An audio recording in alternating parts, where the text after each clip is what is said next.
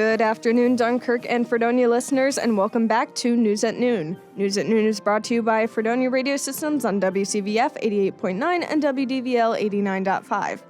I'm News Director Lee Pye here today with my news assistants Dan Quagliana, Sara Lodespoto, Joshua Ribakove, as well as Hunter Halterman and Sports Director Matt Volz.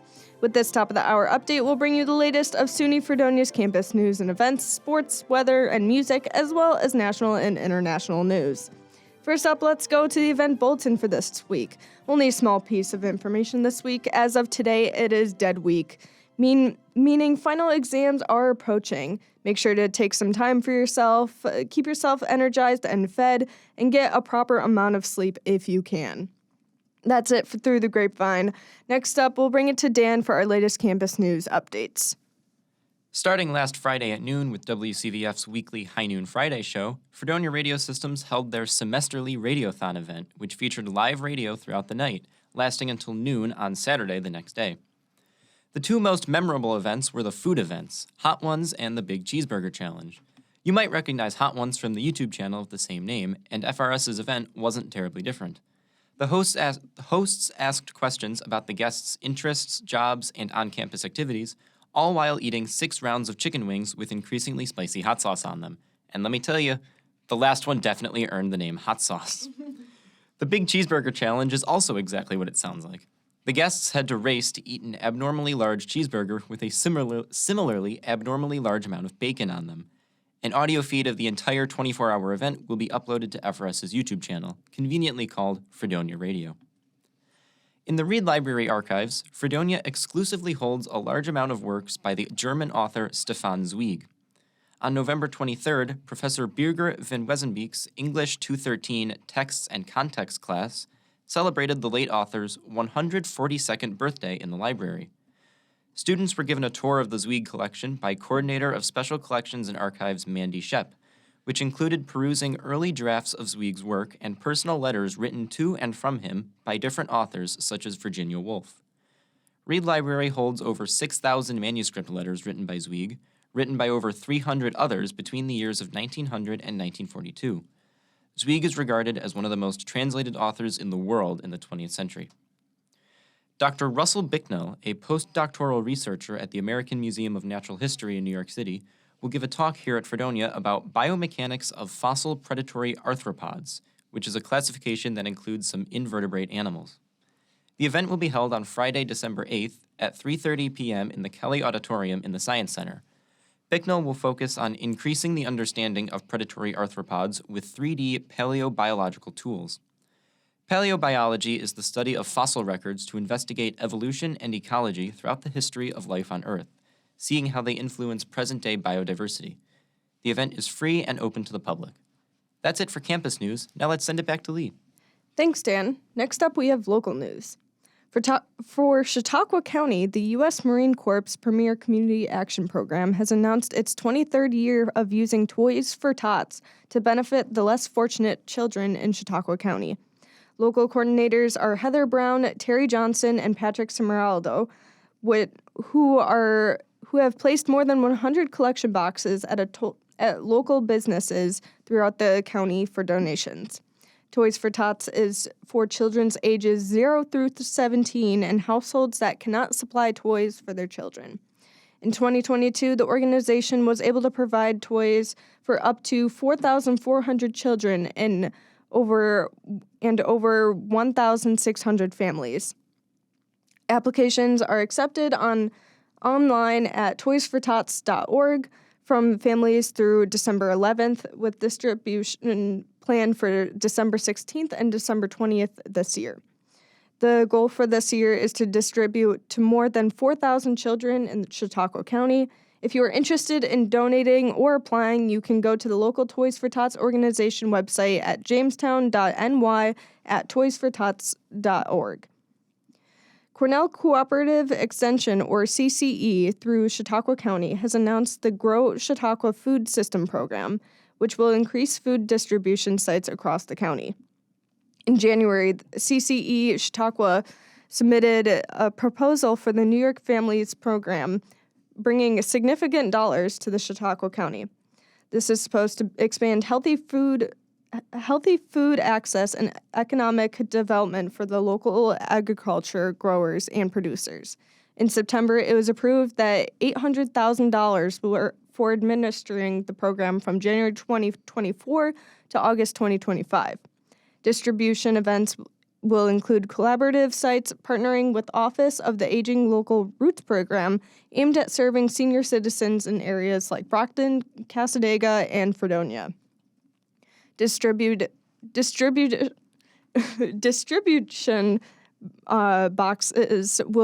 food boxes will be at no cost to community members and will be hosted for a total of 40 weeks between June 2024 and August 2025. Community members will not have to supply anything to receive a box of food, and the 11-pound boxes will include a variety of produce, meats, and other products. The goal for the project is to increase access to a healthy and local foods while providing income for local farms and New York producers. That's it for your local news update. Let's take it to the sports guy, Matt Volz.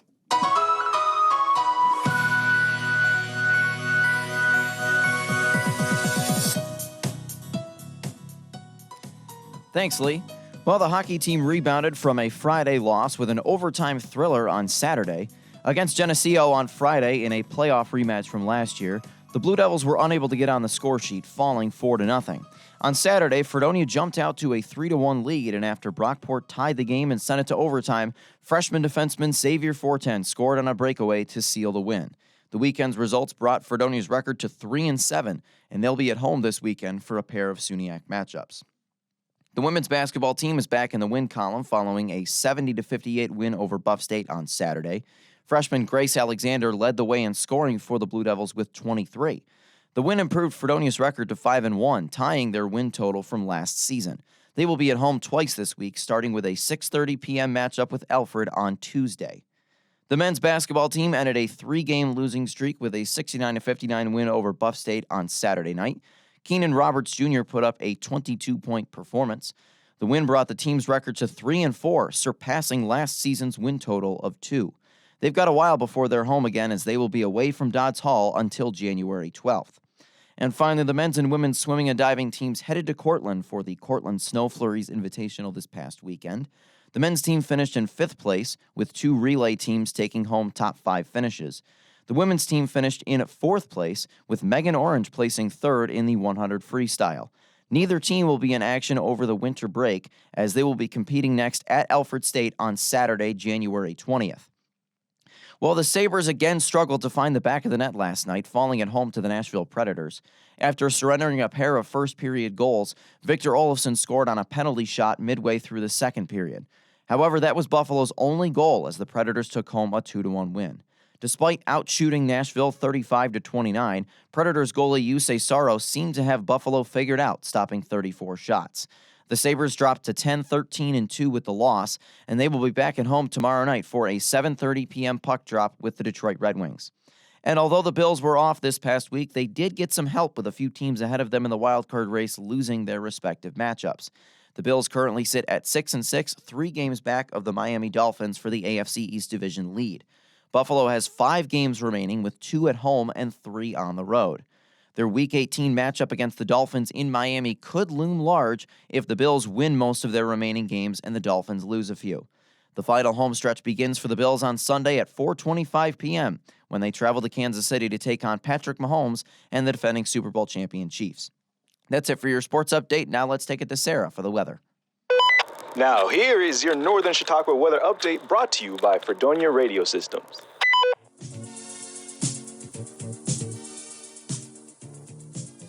Hi, and good afternoon. Today holds a high of 43 while we have flashes of showers throughout the day. Special shout out to that puddle I accidentally walked into that soaked my socks. Learn from my mistakes, folks, and be mindful of the puddles. As it dips into the mid-30s, tonight we'll have a range of snow and rain.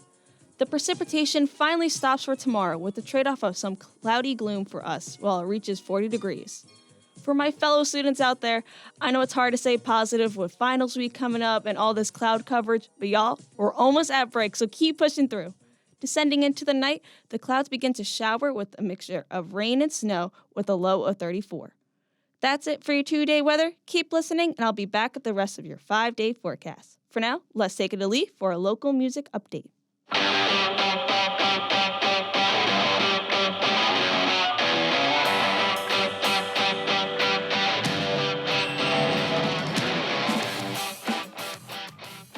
Last Call Entertainment is hosting their last show of the fall semester at BJ's. Bands like Relentless Moisture, which what you're listening to right now, Mimic, Hit Girl, and Cornflake Car will be playing on December 7th at 51 West Main Street in Fredonia. Doors are at 9 p.m. and music is at 10 p.m.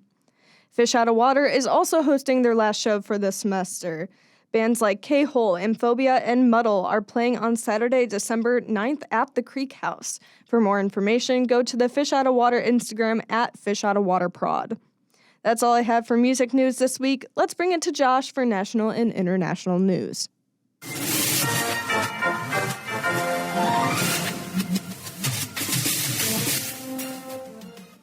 It's December, and that means that thousands of people who use the popular music streaming service Spotify have received their Spotify Wrapped, an annual list recounting their top songs and artists at the end of the year.